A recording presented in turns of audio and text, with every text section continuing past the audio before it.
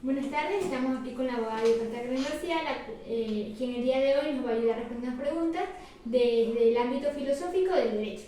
Muy buenas tardes, para mí es un honor estar presente en este proyecto. Muchas gracias, abogada, le agradezco por sus conocimientos, por su intervención. Y me gustaría empezar preguntándole si, a partir de su perspectiva, considera usted que la ley puede ser justa en todos los casos o existen situaciones en que la justicia y la ley pueden entrar en conflicto. No siempre va a ser justa en todos los casos, ya que siempre van a entrar en conflictos, ya que la justicia siempre va a ser subjetiva y esta depende de los valores y principios de cada persona. Exactamente, como usted lo mencionaba, o sea, la justicia es subjetiva y considerando que el concepto de justicia se basa en responder las necesidades de los demás, siempre habrán personas que se sientan insatisfechas y que, por ejemplo, a los grupos sociales más vulnerables, que de pronto sientan que se quedan por fuera de la ley como tal, luego que se sientan excluidos, aunque esto no sea intencional, ya que, por ejemplo, como las sociedades van avanzando, muchas veces la ley no va al par con esta, y entonces hay cosas que se quedan por fuera como tal.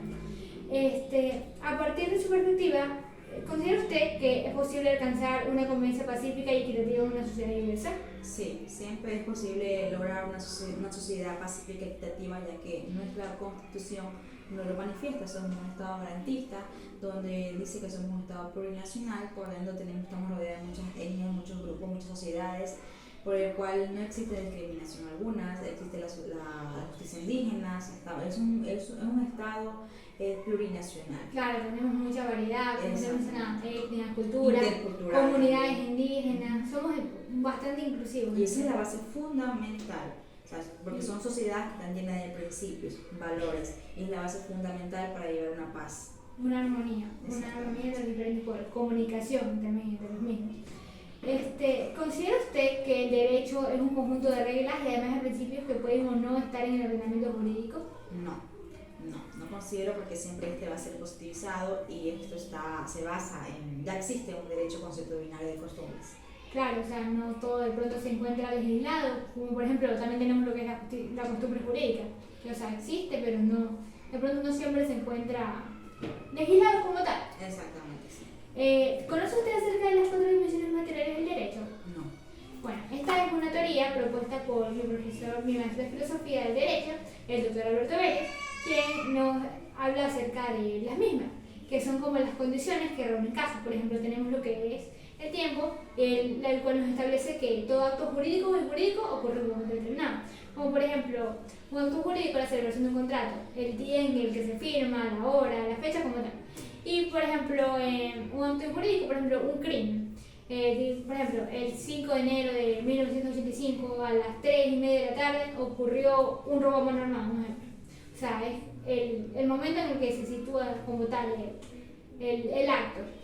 Luego también tenemos lo que es el espacio, que es el lugar en el que se desarrollan los hechos.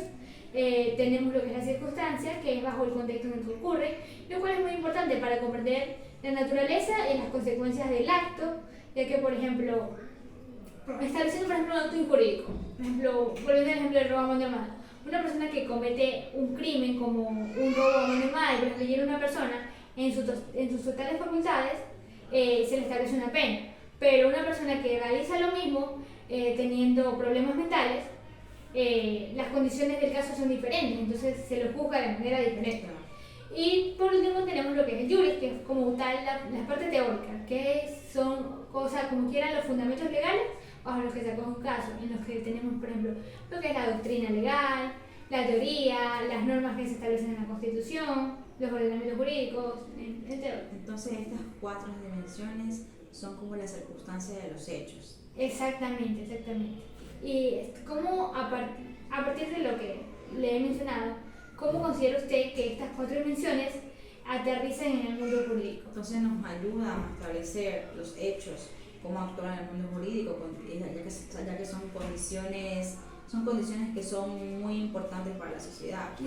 Claro, exactamente. Y como por ejemplo podrían ayudarnos, por ejemplo en el caso de los jueces, serían muy vitales, ya que les ayudan a tomar sus decisiones. Exacto. O sea, a ver las diferentes condiciones y a partir de eso dar, por ejemplo, una sentencia.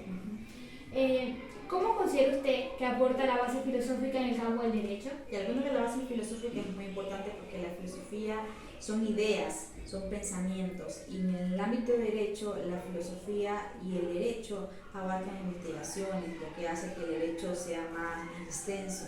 Claro, o sea, las personas se pueden explayer, y como recordemos el hecho de que el derecho es una ciencia social, entonces es interpretativo y podemos, por ejemplo, de un solo concepto como tal, sacar muchas perspectivas.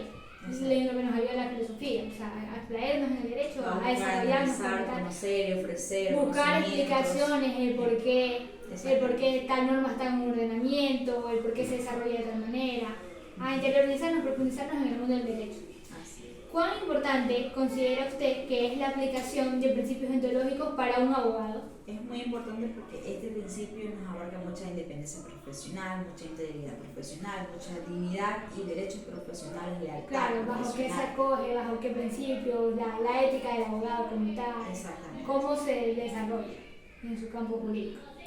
¿Cómo se desarrolla en el campo jurídico? No, o sea, cómo un abogado se desarrolla en su campo jurídico. O sea, es como la libertad que tiene el abogado prácticamente, cómo debe ser. Dentro de su ética profesional. Dentro de su ética profesional, exactamente. Muchas gracias, abogada, le agradezco por su intervención, respondiéndome estas preguntas, fue